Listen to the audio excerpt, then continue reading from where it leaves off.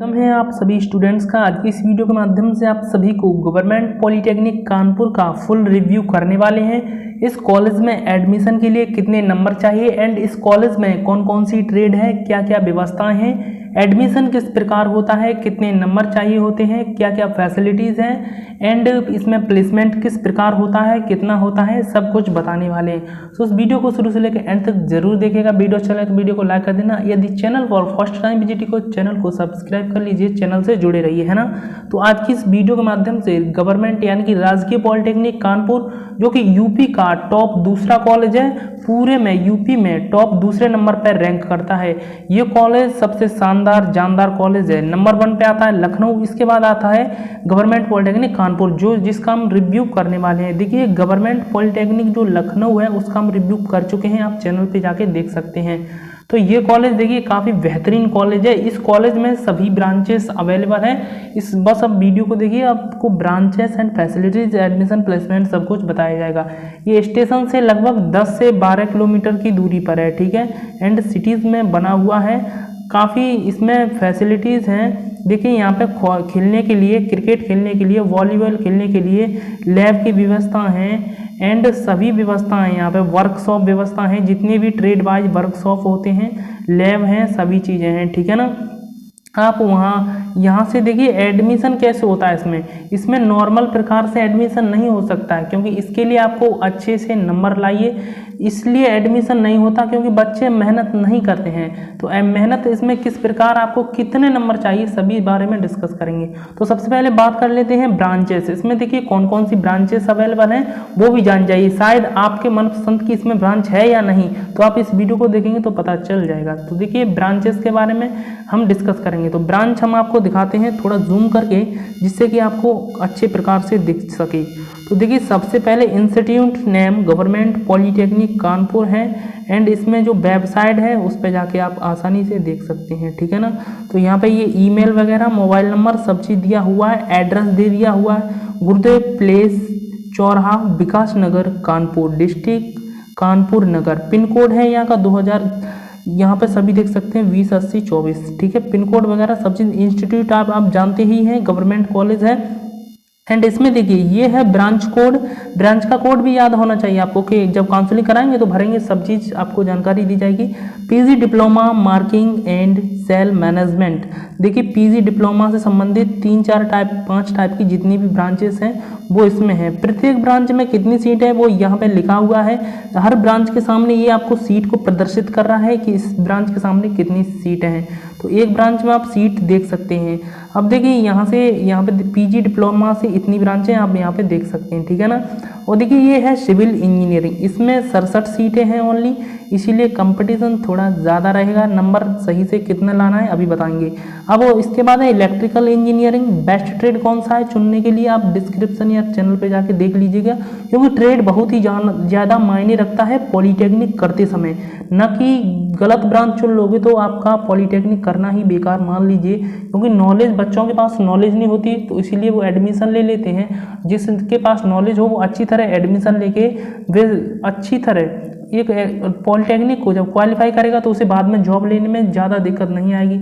पता चला कि गलत ब्रांच से पॉलिटेक्निक कर रहे हैं, बाद में पता चला, बाद में जानकारी मिली, तो उससे क्या फ़ायदा है, ठीक है ना। इससे पहले अच्छा है आप पहले ही जानकारी हो आपके पास।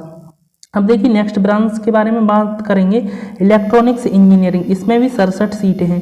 मैं सभी पढ़ के नहीं सुनाऊंगा, वीडियो लंबी हो जाएगी। आप यहाँ पे पढ़ के हर ब्रांच के सामने सीट पढ़ के देख सकते हैं। एंड देखिए यहाँ पे केमिकल इंजीनियरिंग, टेक्सटाइल, हर में 67 सीट हैं, है ना। Diploma in paint, civil engineering, lateral entry. अब देखिए लेटर एंट्री के थ्रू ये 2 ईयर का होता है, इसमें ओनली 15 सीट हैं। 12th या ITI के बाद आप इसे कर सकते हैं। Mechanical engineering automobile, lateral entry के थ्रू 15 सीटें हैं। वो जो मैकेनिकल इंजीनियरिंग में जो प्रोडक्शन होता है उसमें भी 15 सीटें हैं। Automobile and production mechanical engineering में अलग अलग होता है, ध्यान रखना। Information technology, lateral entry 15 seat हैं। लेटर एंट्री के थ्रू एडमिशन कैसे मिलता है, चैनल पर एक बार विजिट कीजिए, सब जानकारी आपको हो जाएगी। ऐसी कोई भी जानकारी नहीं है जिससे आपको ना हो। कोई ऐसी जानकारी हो तो आप कमेंट करके कोई भी क्वेश्चन पूछ सकते हैं। टेक्सटाइल टेक्नोलॉजी, इसमें अब हमने ब्रांच के बारे में, जितनी भी ब्रांच हमने सभी ब्रांच आपको बता दी। अब हम बात करेंगे ये कॉलेज कितने नंबर पे मिलेगा। तो कॉलेज के देखिए सबसे पहले इसके लिए नंबर कितने चाहिए, क्योंकि स्टूडेंट गड़बड़ कर देते हैं नंबर लाने में, तो इससे क्या होता है उन्हें ये कॉलेज ना मिल पाएगा। यदि आपको इस कॉलेज को पाना है तो आपको ठान लेना है, पाना है तो मुझे इस कॉलेज को पाना है एंड इतने नंबर लाइएगा। तो इस कॉलेज में कितना रैंक, देखिए रैंक भी होता है पॉलिटेक्निक में, रैंक नहीं जानते हैं तो पॉलिटेक्निक चैनल पे जाके देख सकते हैं। एंड इसमें देखिए एडमिशन जो कट ऑफ बोलते हैं, हर साल जो कट ऑफ किया जाने वाला है, यानी स्टूडेंट्स की कितने नंबर पर पाने की संभावना है कॉलेज को, प्लेसमेंट कट ऑफ। अब देखिए कट ऑफ किया जाएगा इसका, जरा ध्यान से सुनिएगा, है ना। तो देखिए यदि आप 290 नंबर लाते हैं, कितने में से 400 में से यदि आप 290 प्लस नंबर लाते हैं तो इस कॉलेज, ये आपको कॉलेज मिल जाएगा, वो भी टॉप ट्रेड के साथ मिलेगा, जिस भी ट्रेड को। यदि आप सिविल लेना चाहते हैं तो आप 300 लाइए, 300 का टारगेट, ठीक है ना, 300 का टारगेट लागू। और रैंक कितने पे मिलेगा, देखिए रैंक भी मायने रखती है, क्योंकि सभी रैंक प्रदर्शित करता है कि आप सभी स्टूडेंट से कितनी आगे चल रहे हैं, है ना। तो ये देखिए इसमें रैंक कितनी लानी होगी, आप इसमें 1000 के अंडर रैंक लाइए, रैंक जितनी कम होगी उतनी अच्छा होता है, और नंबर जितना अधिक होगा उतना ही अच्छा होता है। तो आप क्या करेंगे, 1000 के अंडर रैंक लाएंगे। 1000 के अंडर कब आएगी, जब आप अच्छे से पेपर करेंगे, अच्छे से पढ़ेंगे, अच्छे से मेहनत करेंगे, ठीक है ना। तो इतने जो है आप नंबर मैंने बता दिए, कोई भी आप ब्रांच चुन सकते हैं, ये नहीं कि सिविल के लिए अलग, इलेक्ट्रिकल के लिए अलग अलग नंबर, वो नहीं, सिर्फ आप एक टारगेट चुनिए सिविल का। नंबर 1 ब्रांच है, इससे नीचे वाली यदि आप इस ब्रांच को लेने की क्षमता रखते हैं तो आपको उससे नीचे वाली सभी ब्रांच आसानी से मिल जाएंगी। अब बात करेंगे प्लेसमेंट। देखिए इस कॉलेज में कंपनियां आती हैं एंड इसमें प्लेसमेंट होता है। तो सबसे ज़्यादा प्लेसमेंट किस ब्रांच से होता है, यदि आप भविष्य में प्राइवेट जॉब करना चाहते हैं, यानी कि प्लेसमेंट होता है जो, तो वो सबसे ज़्यादा होता है ऑटोमोबाइल में, इसके बाद होता है इलेक्ट्रिकल में, इसके बाद होता है आपका सिविल, ठीक है ना। सिविल में थोड़ा कम मात्रा में प्लेसमेंट होता है, ठीक है ना, क्योंकि सिविल में गवर्नमेंट जॉब ज़्यादा निकलती हैं, है ना।